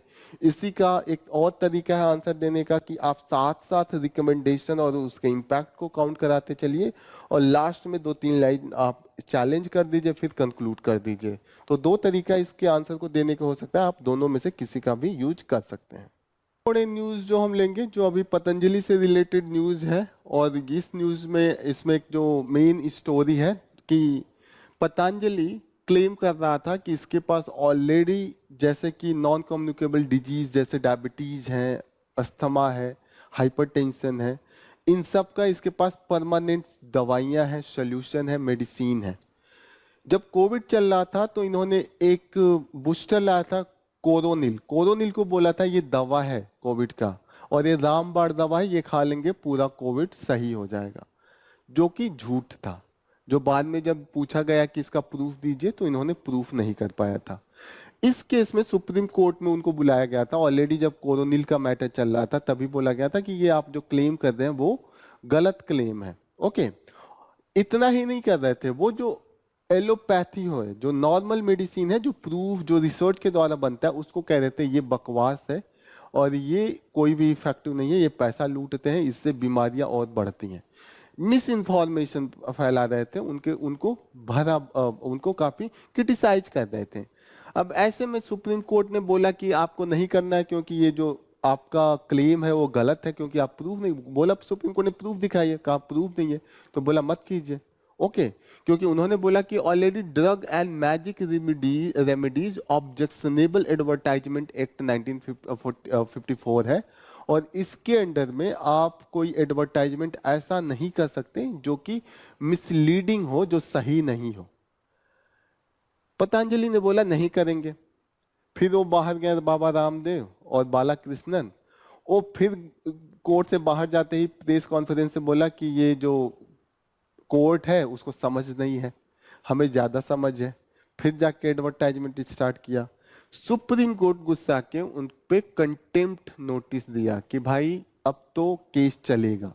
बाबा रामदेव को यहाँ तक फोर्जरी का, यहाँ तक बोला कि फोर्जरी का केस चलाएंगे। फोर्जरी का मतलब होता है कि फोर्जरी कहाँ है, फोर्जरी फोर्जरी फोर्जरी का मतलब होता है कि आप कोर्ट में जाके झूठ बोले,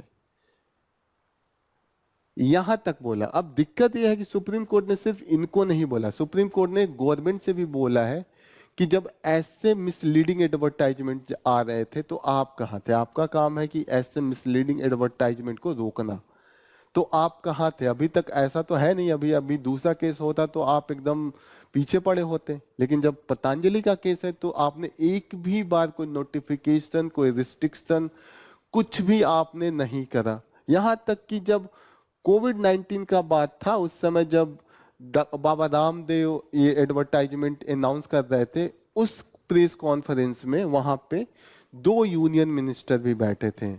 एक यूनियन हेल्थ मिनिस्टर हर्षवर्धन उस समय थे और नितिन गडकरी भी यूनियन मिनिस्टर थे, वो भी थे। उनके सामने ही ये सब चीजें हो रहा है। अब सुप्रीम कोर्ट ने बोला कि या तो मिली भगत है आप लोगों की कि एक कर रहा है एक बोल नहीं रहा है, जहां उसको बोलने की जरूरत है क्योंकि ये रिस्पॉन्सिबिलिटी है। ओके,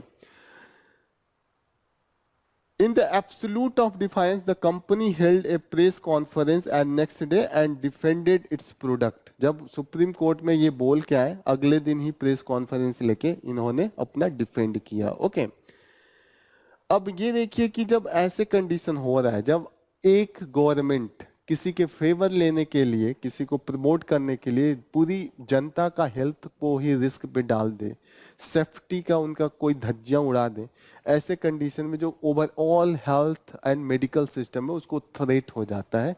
ये एडिटोरियल यही बोल रहा है। This is all about from the this news editorial. Next important news जो है वो अगेन एडिटोरियल पेज से ही है। यहाँ पे एक और आर्टिकल है, system science for a better future. यहाँ पे एक रिसर्च है, research by the प्यू research centre, और यहाँ से जो रिजल्ट आया उसके कॉन्टेक्स्ट में ये एनालिसिस है। वहाँ पे उस रिसर्च में ये देखा गया है कि जो लोग हैं वो ऑथोरिटेरियन सिस्टम को ज्यादा अब सपोर्ट कर रहे हैं। अब लोगों का दोष नहीं है इसमें, क्योंकि लोगों ने ऑलरेडी जो डेमोक्रेटिक सिस्टम है उसको देखा है, उससे वो सेटिस्फाइड नहीं है, इसीलिए वो ऑथोरिटेरियन सिस्टम को प्रमोट कर रहे हैं। और ऑथोरिटेरियन सिस्टम क्या होता है? ऑथोरिटेरियन सिस्टम वो सिस्टम है जहां पे गवर्नमेंट अपने आप को बहुत स्ट्रांग बना लेती है और अपने खिलाफ किसी भी क्रिटिसिज्म को एक्सेप्ट नहीं करती है, अपोजिशन को सप्रेस किया जाता है, और जो फंडामेंटल राइट्स है, सिविल लिबर्टीज हैं और जो डिसेंट है उसको कुचल दिया जाता है। इसका एग्जाम्पल है नॉर्थ कोरिया से अच्छा एग्जाम्पल कौन हो सकता है? ये तो हर एरिया में भी है। रशिया के जो व्लादिमीर पुतिन है, उनको देखा गया कि उनके भी जो रूल है उसको एक तरीके से ऑथोरिटेरियन ही कहा जा रहा है, क्योंकि वहां पे अपोजिशन पार्टीज की हालत खराब है। अभी हमने देखा कि अपोजिशन लीडर्स का कंटिन्यूअसली डेथ हुआ है, जेल के अंदर डेथ हुआ है, कोई रिस्पॉन्सिबिलिटी नहीं ली गई है। चाइना भी एक काफी अच्छा एग्जाम्पल है। चाइना में जो वहां का पार्टी है, communist party of the China, वो ऑथोरिटेरियन है, वो अपने खिलाफ किसी भी डिसेंट को प्रमोट नहीं करती है। वहां पे बहुत सीक्रेसी रखा जाता है, सिर्फ चाइनीज पार्टी, जो चाइनीज कम्युनिस्ट पार्टी है उसको छोड़ के और कोई वहां पे इमर्ज नहीं कर सकता है। सऊदी अरेबिया का भी देखा जाता है ऑथोरिटेरियन, क्योंकि यहाँ पे जो public gathering and political activism के काफी खिलाफ लोग रहते हैं। अब जो रिपोर्ट आया है प्यू रिसोर्स सेंटर का, प्यू रिसोर्स सेंटर, उसमें देखा गया है कि क्या लोगों ने सपोर्ट किया। इंडिया का देखिए, इंडिया के 85% लोगों ने ऑथोरिटेरियन गवर्नमेंट को सपोर्ट किया है। ये हालत है। हालत ये देखिए कि और भी जो डेमोक्रेसीज है, जैसे इंडोनेशिया है 77%, साउथ अफ्रीका 66%, ब्राजील है 57% लोगों ने ऑथोरिटेरियन गवर्नमेंट को सपोर्ट किया है। वो छोड़िए, जो डेवलप्ड वर्ल्ड है, डेवलप्ड वर्ल्ड में भी यूके जैसे देश में 37% लोगों ने सपोर्ट किया है authoritarian government. United states 32%। Can you imagine? ये लेवल हो गया है। This is all about okay. China और रशिया में तो सर्वे ही नहीं किया गया, क्योंकि आप समझ ही सकते हैं वहां सर्वे करने का क्या मतलब हो सकता है। ओके, क्यों है ऐसा? क्यों लोग एक अथॉरिटेरियन गवर्नमेंट, क्यों आपको अपनी आजादी नहीं प्यारी होगी? कुछ तो हुआ होगा। ऐसा देखा गया कि जो लोगों ने ट्रस्ट किया था डेमोक्रेटिक सिस्टम पे वो खरा नहीं उतरा। जो इकोनॉमिक इनइक्वालिटी है काफी हाई हो गया है। देखा जा रहा है कि जो एक अमीर है वो बहुत अमीर हो गया है, गरीब के पास खाने को नहीं है। जो बड़ी बड़ी कंपनियां हैं वो गवर्नमेंट को इन्फ्लुएंस कर रही है पॉलिसी बनाने के लिए। ये माना जाता था गवर्नमेंट आएगी, पॉलिसी गरीबों के लिए बनेगा। हमें अब देखने को मिल रहा है जो पॉलिसी बन रही है वो अमीर कंपनियों के लिए बन रही है, अमीर लोगों के लिए बन रही है। अब ऐसे में लोग कह रहे हैं कि ठीक है, अथॉरिटेरियन गवर्नमेंट कोई लेके आता है, कोई ऐसा बोलता है कि आपका जितना भी ये अपोजिशन का पावर है या जो भी डिसेंट का पावर है ये सब मैं खत्म कर दूंगा, लेकिन इक्वालिटी ला दूंगा, ऐसा प्रॉमिस करके आता है। लोगों ने कहा ठीक है, इसको भी देख लेते हैं। ऐसे ही केस में authoritarian government, authoritarian people like the Donald Trump, they have emerged, Putin, they have emerged. Okay. India का जो अभी रैंकिंग देखिएगा, जो इन्वायरमेंट परफॉर्मेंस इंडेक्स है कंटिन्यूअसली डिक्रीज किया है, और हालत ये है कि इंडिया 2022 में सबसे जो बॉटम होता है ना, लास्ट वाले परफॉर्मेंस पे आया है। इंडिया का भी परफॉर्मेंस मैं आपको दिखाता हूँ।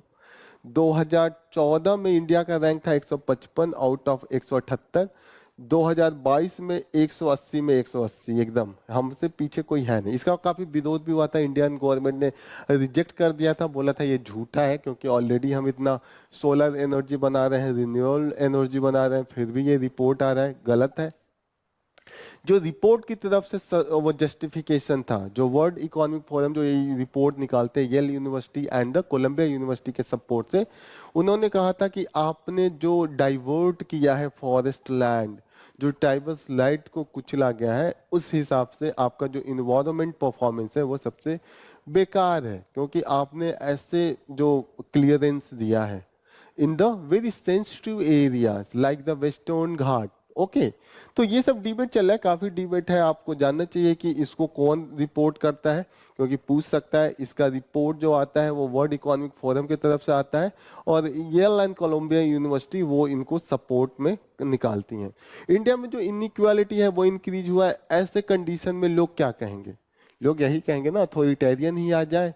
आपने देखा होगा जब इमरजेंसी लगा था तो बहुत लोग सपोर्ट भी कर रहे थे, बोल रहे थे ट्रेन टाइम पे है, लेकिन कहीं ना कहीं लोगों का जो राइट था वो भी कुचल दिया गया था। लोग कुछ देर के लिए खुश हुए थे, लेकिन ये ज्यादा खुशी रहती नहीं है जब उन्हें लगता है कि जो हमारे राइट्स हैं चले गए, वो लॉन्ग टर्म के लिए सस्टेनेबल नहीं होता है। अब ये राइटर बोल रहे हैं कि क्यों है ऐसा। इन्होंने बोला जो हम अभी जिस एरा में जी रहे हैं, जो सिस्टम हम चला रहे हैं, फ्रेगमेंटेशन कर दिया है नॉलेज का, एक्सपर्टाइज का। और इस कंडीशन में अगर हर चीज का फ्रेगमेंटेशन हो जाए, होल पिक्चर दिखता ही नहीं है, और जो ओवरऑल आउटकम आता है वो जो हम एक्सपेक्टेड करते हैं वो नहीं आता है। जैसे एक पॉलिटिशियन है, उसका एक्सपर्टाइज पॉलिटी में है, लेकिन कहीं ना कहीं अगर उसका एक्सपर्टाइज इकोनॉमी में नहीं है, सोसाइटी में नहीं है, इन्वायरमेंट में नहीं है, तो उसका डिसीजन इम्पैक्ट अदर एरिया में क्या करेगा वो समझ ही नहीं पाएगा। जैसे हमने देखा ना, एक्सपर्टाइज इंजीनियरिंग का एक पर्टिकुलर स्ट्रीम हो रहा है कि आप कंप्यूटर साइंस इंजीनियर है, आप इलेक्ट्रॉनिक्स के इंजीनियर है, आप इलेक्ट्रिकल है, आप मैकेनिकल है।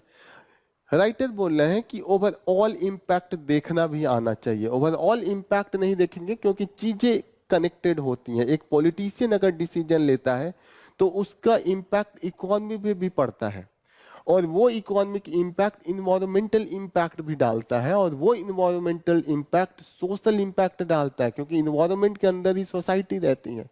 वो सोशल इम्पैक्ट साइकोलॉजिकल इम्पैक्ट डालता है, और भी एरिया बढ़ते जाता है। तो होलिस्टिक पिक्चर होना चाहिए अगर आप कोई डिसीजन ले रहे हैं, और ये चीजें जो है वो नहीं मिल पा रही हैं। इन्होंने बोला है कि हाई टेक सोल्यूशन तो किसी किसी कॉम्प्लेक्स सिस्टम के लिए सही है, लेकिन ओवरऑल जो उनका आउटकम है, इम्पैक्ट है, वो भी हम सही से मेजर नहीं कर पा रहे हैं।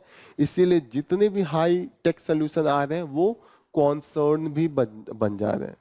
डिजिटल बैंकिंग आया, डिजिटल बैंकिंग का हमने इम्पैक्ट नहीं देखा कि साइबर क्राइम कैसे बढ़ जाएगा, तो हमने देखा साइबर क्राइम बढ़ गया। Cyber crime is on a peak. हर दूसरा आदमी के साथ साइबर क्राइम का अटेम्प्ट हुआ है या उसका शिकार हुआ है। आज की जनरेशन का ये हाल है। ठीक है, तो कहीं ना कहीं चीजें इंटरकनेक्टेड नहीं है। इस पे इन्होंने राइटर का भी नाम दिया, एक फिलोसफर है इसैया बर्लिन। उन्होंने जो दो तरीके को थिंकर्स को क्लासिफाई किया था, एक बोला था हेजहॉग्स, हेजहॉग जिनको हर चीज के बारे में बिग आइडिया होगा, और foxes knowledgeable about the many things but not the clear complete thing. तो यहाँ पे इन्होंने बोला था कि लियो टॉल्स्टॉय जो है वो हेजहॉग एंड फॉक्स दोनों का है, इसीलिए उनको ट्रूथ भी पता रहता है, और जो complex existence of the society है उसका भी उनको नॉलेज रहता है। ओके, तो this is all about from the this news. अब बात हो रहा है कि इसका कंक्लूजन कैसे सुधार किया जाए। इन्होंने कहा कि ऐसा सिस्टम क्रिएट किया जाए जहां पे कोऑपरेशन हो। जो कंपनियां कॉम्पिटेटिवनेस के को बढ़ा रही हैं, हम इसको बेसिस नहीं बना सकते, कोऑपरेशन को ही बेसिस बना के, और फैमिली इसका बहुत अच्छा एग्जाम्पल हो सकता है। फैमिली में निगेटिव इंपैक्ट भी लोगों के ऊपर होता है, आपसी मतभेद भी होता है, लेकिन जो ओवरऑल डिसीजन लिया जाता है वो ऐसे लिया जाता है कि सारे मेंबर को उससे बेनिफिट हो। ओवरऑल फैमिली को लेके हम डिसीजन लेते हैं। वीमेंस की भी बात करें तो वीमेंस का जो कंट्रीब्यूशन है वो फैमिली सबसे ज्यादा अप्रिसिएट करती है, लेकिन इकोनॉमी में इसको जीडीपी में इग्नोर कर दिया जाता है। तो कहीं ना कहीं हम देखते हैं कि जो वीमेन्स जो फैमिली वाला सिस्टम है उस हिसाब से चीजें बनाई जाए, चीजें बढ़ाई जाए। नेक्स्ट इंपॉर्टेंट न्यूज है लिविंग विल को लेके। लिविंग विल का जो इंडिया में यूज है बहुत कम है, और ये जिस कॉन्टेक्स्ट में है वो कॉन्टेक्स्ट अभी केरला में near about in March month में 30 लिविंग विल का यूज हुआ है। थिसूर एक डिस्ट्रिक्ट है, 13 लिविंग विल्स। लिविंग विल्स क्या होता है कि जब आप एक इंसान है, नॉर्मल कंडीशन है, उसको लगता है कि वो कल को बीमार हो जाएगा, बोल नहीं पाएगा, और उस स्थिति में जब वो अपाहिज हो जाए, जब वो एकदम कोमा की स्थिति में हो, ऐसी स्थिति में उसको अंदर अंदर दर्द हो रहा होगा, पीड़ा हो रहा होगा, और लेकिन वो बोल नहीं पा रहा होगा। बाहर जो डॉक्टर है वो कुछ कर नहीं सकते, जो फैमिली है वो पैसा कंटिन्यू खर्च करती है कि हमारे एक लगाव होता है तो कहीं डेथ ना हो जाए, लेकिन वो इंसान है वो जीना नहीं चाहता है लेकिन बोल नहीं पा रहा है। ऐसे कंडीशन में वो पहले ही लिख दें कि ऐसी कंडीशन आ जाए तो हमें जो मेडिसिन चलाया जा रहा है वो न चलाया जाए, ताकि मेरी आराम से मृत्यु हो जाए, ताकि मैं आगे जो दुख झेल रहा हूँ, जो पीड़ा झेल रहा हूँ, जो पेन है, जो सफरिंग है, वो कंसिस्टेंटली लॉन्ग टाइम के नहीं हो, अंत में डेथ हो। डेथ हो ही रहा है तो पीसफुल्ली हो जाए, कंफर्टेबल हो जाए। तो इसी को लिविंग विल कहते हैं। आप लिख दें उसको ताकि वो एक कस्टडी में रहेगा किसी अथॉरिटी के, और जब आपका कंडीशन खराब हो जाएगा तो मेडिकल जो ट्रीटमेंट कर रहा होगा उसको दिया जाएगा, वो सिचुएशन देख के अपना डिसीजन लेगा। अब दिक्कत है कि ये था ही नहीं इंडिया में, क्योंकि इसका मिसयूज भी हो सकता है। आपका थोड़ा तबीयत खराब हुआ, पता चला वो आपको लिविंग विल का हवाला देके आपको मार दिया जाए, आपके फैमिली वाले ही मार दें, क्योंकि उनको आपका धन चाहिए, दौलत चाहिए। हो सकता है आपको वो मतलब कैसे भी किलिंग हो जाए किसी वेस्टेड इंटरेस्ट के लिए। और डेथ से लोगों को इतना डर लगता है कि वो जो लिविंग कंडीशन हटाने की बात हुई, कोई भी किसी का वो हटाने से डरता है। एक है कि पाप भी पड़ेगा अगर उसका डेथ हो गया। ये भी एक लॉजिक दिया जाता है कि ठीक है अभी तो उसका कंडीशन खराब है, अभी मेडिकल टेक्नोलॉजी नहीं है, हो सकता है 5 साल बाद मेडिकल टेक्नोलॉजी आ जाए, वो दोबारा आदमी ठीक हो जाए एकदम बढ़िया, 5 साल वेट कर लेते हैं। ऐसे कंडीशन में ये नहीं था, लेकिन 2018 में सुप्रीम कोर्ट ने ऑर्डर दिया, उस ऑर्डर के थ्रू लिविंग विल को लीगलाइज कर दिया गया, एकदम लीगल कंडीशन में आ गया। लेकिन दिक्कत है कि जब सुप्रीम कोर्ट ने दिया तो उसने भी सोचा कि इसका मिसयूज ना हो, और इस मिसयूज ना होने के लिए वहां पे गाइडलाइन था, उस गाइडलाइन में ये बोल दिया गया कि ये जो लिविंग विल होगा उसको साइन कराना पड़ेगा, जो मजिस्ट्रेट है, जुडिशियल मजिस्ट्रेट उसको काउंटर साइन करेगा, और तब जाके ये इम्प्लीमेंट होगा। और ये इम्प्रैक्टिकल हो गया क्योंकि ये काफी इसको कठिन बना दिया। फिर 2023 में जब मामला गया कि अरे जो है ये काफी कठिन है, सुप्रीम कोर्ट ने फिर भी थोड़ा सा इजी बनाने की कोशिश किया। उन्होंने कहा कि सिर्फ अगर 2 विटनेस भी हो, उनके प्रेजेंस में आप साइन करते हैं और आपको गजेटेड ऑफिसर के सामने कर देते हैं, फिर भी चलेगा। ओके, यहाँ पे इसको जो विल था लिविंग विल, वो कॉम्पिटेंट और जो ऑफिसर होंगे लोकल गवर्नमेंट को, उनको दिया जाएगा। बाद में जो डॉक्टर है उसको यूज कर सकते हैं, इसको डिजिटल रिकॉर्ड में भी रखा जा सकता है। लेकिन दिक्कत है कि अगेन ये जो कॉम्प्लिसिटी है, कॉम्प्लिकेशन है, इसको एक गाइडलाइन आनी चाहिए थी स्टेट गवर्नमेंट की, वो क्लियरिटी लाती, लेकिन उसमें कोई गाइडलाइन नहीं आया। जैसे कि गाइडलाइन आया, जैसे कि हरियाणा की गवर्नमेंट ने गाइडलाइन लाई थी, लेकिन वो भी क्लियर नहीं था, उन्होंने कुछ भी क्लियरिटी नहीं लाई थी। और दिक्कत यह है कि जो सुप्रीम कोर्ट का 2023 में जो स्ट्रीमलाइनिंग था उसमें भी काफी वॉगनेस है, एम्बिग्यूटी है। जैसे कि उन्होंने डिफाइन ही नहीं किया कि नेक्स्ट ऑफ कीन क्या है, उन्होंने यही नहीं डिफाइन किया कि what will be the next of the keen, who will be this. Okay, यहाँ पे हम देखते हैं कि disagreement among the family member हो जाए तो क्या होगा, ये भी डिफाइन नहीं है। ऐसे केस में अभी भी चीजें बहुत कठिन है। ओके, चीजें अभी भी स्ट्रीमलाइंड नहीं है, अभी भी लोग उसको इंप्लीमेंट करने से डर रहे हैं, that's why there is the complication. अभी क्या होना चाहिए, सोल्यूशन यही है कि जो स्टेट गवर्नमेंट्स है वो उसके लिए गाइडलाइन क्लियर कट लेके आए, और कुछ ना कुछ उसमें सुधार हो तो जाके चीजें होंगी। Effective guidelines and the consistent action. थोड़ा सा लीगल और जो इसमें मेडिकल दोनों इंटरलिंक है ना, वो ज्यादा दिक्कत कर रहा है। जैसे कि अगर मेडिकल जो डॉक्टर्स है वो नहीं लेंगे, वो सोच रहे हैं कि जो बाद में लीगल इम्प्लीकेशन होगा वो कौन जानेगा। यहाँ पे जो इंटीग्रेशन है, ओवरलैपिंग है, उसको सिंप्लीफाई करें, तब जाके ये लिविंग विल ज्यादा इम्पैक्टफुल और इम्प्लीमेंटिंग अच्छे से हो पाएगा। This is all about from the this news. अब कुछ क्वेश्चन करते हैं जो अभी तक टॉपिक हमने डिस्कस किया उससे रिलेटेड। पहला question, which of the following is used as security when state government borrow with in India? consolidated fund of India, consolidated fund of state, reserve bank of India deposits, public account of India. तो यहाँ हम देखेंगे कि ये जो burrowing state का है, law भी स्टेट बनाएगी और कंसोलिडेटेड फंड ऑफ स्टेट से इसकी सिक्योरिटी दी जाएगी। ऑलरेडी आर्टिकल 293 में हमने देखा था। Question number 2, which of the following accurately describe the role of government of India under Article 293 of the Indian Constitution? It sets borrowing limit for the state government. It can lend money to states or guarantee the state loans. It has no role into the borrowing process of the state government. And last है, it approves all the loan raised by the state government. तो यहाँ हम देखेंगे कि पहला जो है it sets borrowing limit for the state government. यहाँ पे आर्टिकल 293 बोल रहा है, तो ये 293 में नहीं है। Physical responsibility and budget management act जो है 2003 उसके अंडर में ये है, तो ये गलत हो गया। It can lend money to the state and guarantee the state loan, तो ये हमने देखा था, हाँ ये है उसमें। आर्टिकल जो 293 क्लॉज 2 था उसमें साफ साफ है। It has no role in to the borrowing process of the state, ये नहीं है, बोरोइंग प्रोसेस में है role. It approve all the loan, all loans भी नहीं है, जब वहां लोन मांगने जाएंगे तभी तो उसका रोल आएगा। Identify the primary purpose of Article 293 in the Indian Constitution: to promote the fiscal federalism, to prevent the state from the accumulating excessive debt, to ensure central government control over the state finance, to facilitate smooth interstate relation। यहाँ पे देखिए कि ये physical federalism की बात करता है, लेकिन एकदम क्लियर कट में नहीं है। क्लियर कट है कि prevent the state from the accumulating excessive debt, यही आंसर है।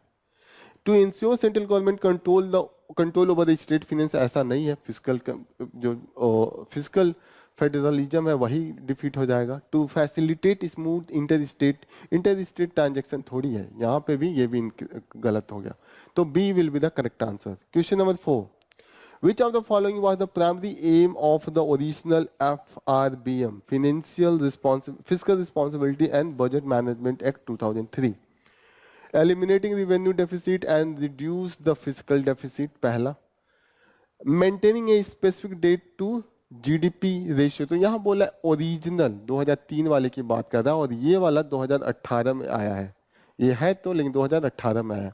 Increasing capital expenditure to a certain percentage of the GDP, increasing capital, ठीक है ये है, लेकिन एकदम मेन रोल नहीं है, और वो भी सर्टेन परसेंटेज ऑफ जीडीपी थोड़ी बोला है।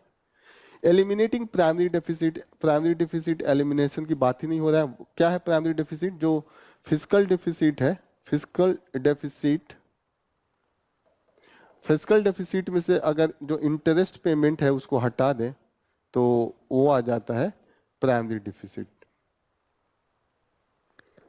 ओके, तो correct answer eliminate the revenue deficit and reduce the physical deficit. Revenue होता है जो revenue expenditure and revenue receipt होता है, वो रेवेन्यू डेफिसिट होता है। Question number 5, which of the following was introduced by the FRBM amendment act 2018? Already हमने देखा है इस क्वेश्चन को, पिछले ही क्वेश्चन में बोला कि जो focus to the debt to the GDP ratio, इसको इंट्रोड्यूस किया था, तो ये डायरेक्ट क्वेश्चन आ गया। Question number 6, who publishes the biennial environment performance index? Already हमने पढ़ा था कौन है। World economic forum under the support partnership of the LA and the Columbia university, तो यही करेक्ट आंसर हो गया। Which of the following is not one of the key policy objective that environmental performance index aim to track? तो यहाँ पे देखेंगे पहला दिया क्लाइमेट चेंज परफॉर्मेंस, ये देखेगा ही। इकोसिस्टम वायबिलिटी, ये वाइटैलिटी, ये तो देखेगा ही। इन्वायरमेंटल हेल्थ देखेगा ही। Trade agreement and trade tariff, तो ये तो नहीं है, ये तो हम WTO इसके अंडर में देखते हैं, तो कहीं ना कहीं ये गलत हो गया। The Environment Performance Index rank countries based on their performance across the various environment indicators.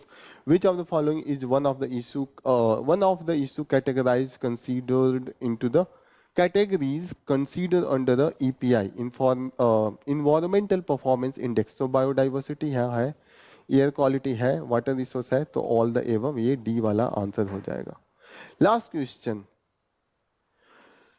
in the 2002 environment performance index which countries had ranked the last? तो अभी हमने देखा इंडिया ही था 180 आउट ऑफ 180, हमने 180 में 180 नंबर लाए और इंडिया गवर्नमेंट इसको काफी क्रिटिसाइज किया, बोला कि हम मानेंगे ही नहीं। तो this is all about from the today's news. यहाँ हमने जितने भी रेलिवेंट न्यूज थे उसको कवर किया, डिटेल में कवर करने की कोशिश की। यहाँ पे हम अपना जो ये सेशन है वो यहाँ पे हम समाप्त करेंगे। आप लोगों को एक बार फिर से धन्यवाद इस सेशन को ज्वाइन करने के लिए। ऑल द बेस्ट, जय हिंद।